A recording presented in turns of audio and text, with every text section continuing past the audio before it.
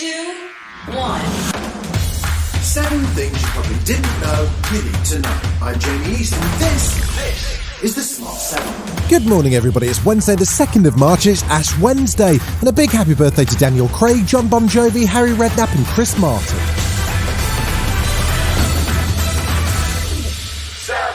Tuesday saw more brutal attacks on Ukraine from Russian missiles and shelling. The centre of Ukraine's second city, Kharkiv, was rocked by a massive explosion which killed and injured dozens of people. Then early Wednesday morning, Russian paratroopers landed and attacked Ukrainian troops near a military hospital.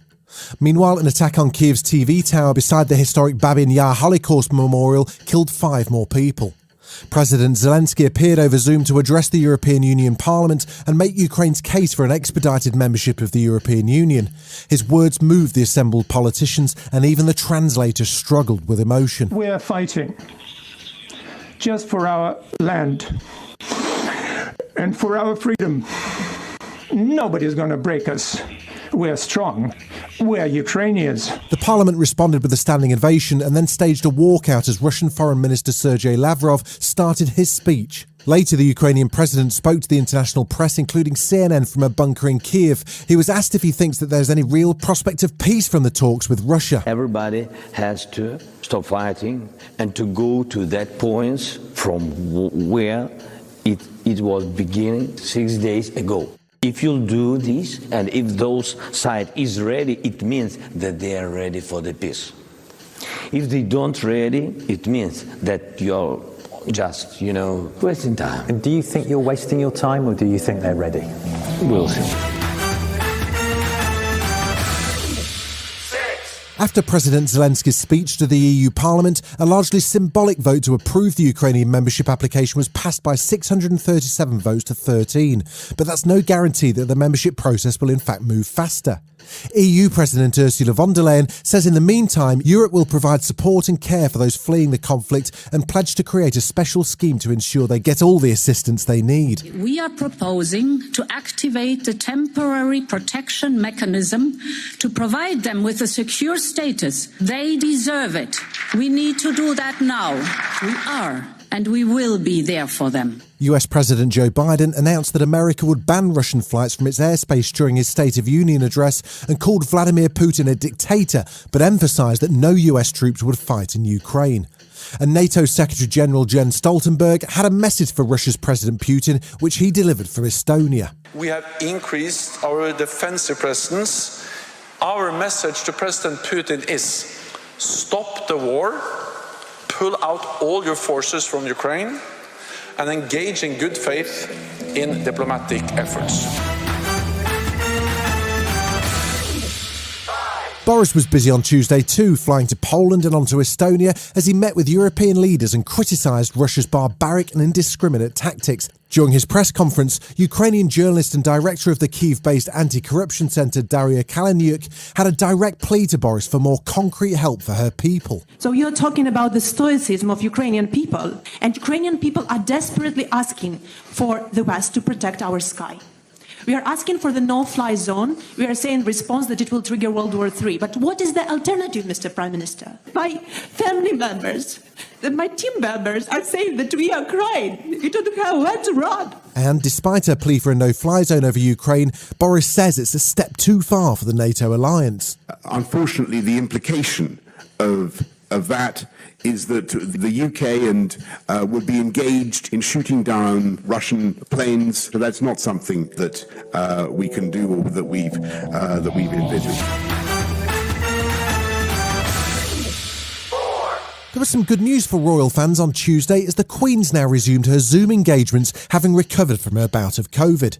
Tuesday also saw Prince Charles visit Southend-on-Sea to pay tribute to murdered MP Sir David Amess.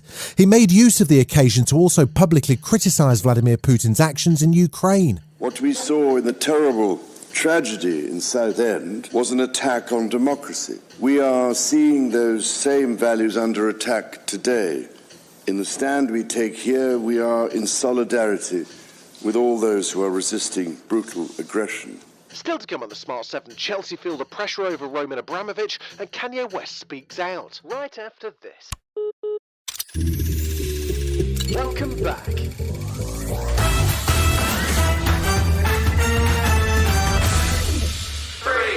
There was Premier League action with Leicester beating Burnley on Tuesday night, while there were 3 games in the FA Cup 5th round, which saw Crystal Palace beat Stoke 2-1 and Man City knock out Peterborough 2-0. Middlesbrough, who'd beaten Man United in the 4th round, carried on their run as they knocked out Spurs 1-0 with a goal from 19-year-old Josh Coburn in extra time. Ahead of Wednesday's FA Cup against Luton Town, Chelsea boss Thomas Tuchel faced a host of questions about the club's owner Roman Abramovich. The Russian had announced he would hand the club over to Chelsea's charity foundation, but the situation's really not clear and now buyers appear to be circling. The questions all got too much for Thomas, who eventually lost his cool. No, listen, you have to stop. I'm not a politician, and I even feel bad to repeat it because I never experienced war, because I'm very privileged. I sit here in peace. And I do the best I can, but you have to stop asking me these questions. I have no answers for you. Kanye West's really been through the mill lately since his marriage to Kim Kardashian ended in divorce. He's had a string of high-profile, very similar-looking but short-lived girlfriends, and he's been on a bit of an Instagram rampage against Kim's new fella Pete Davidson. Now he's spoken out on how difficult he's found being away from his kids at a Black Future brunch and says it's brought him back to his own childhood struggles. And it's not like a simple you can't see your kids. No, it's like reaching your hand through the blender.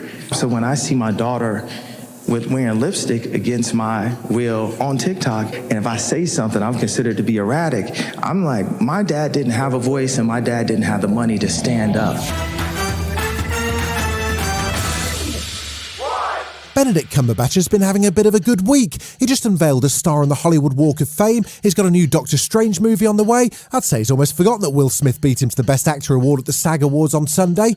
He spoke to Graham Norton about how he prepared for the wild Western character he played in The Power of the Dog, and well, it sounds like it got pretty fragrant. He doesn't wash, reportedly in the book, for sort of 3 or 4 months at a time. When you haven't experienced that in the 21st century where we're all quite clean, and this is, by the way, just before a pandemic broke out where we're told to wash our hands for the like of singing Happy Birthday twice, you know, that was a very important part of trying to authenticate who this person was and just feel that on my skin. This has been The Smart 7. Wherever you're listening, do us a favour and hit the follow button. We'll be back tomorrow at 7 a.m. Have a great day. Written, produced and published by Daft Doris.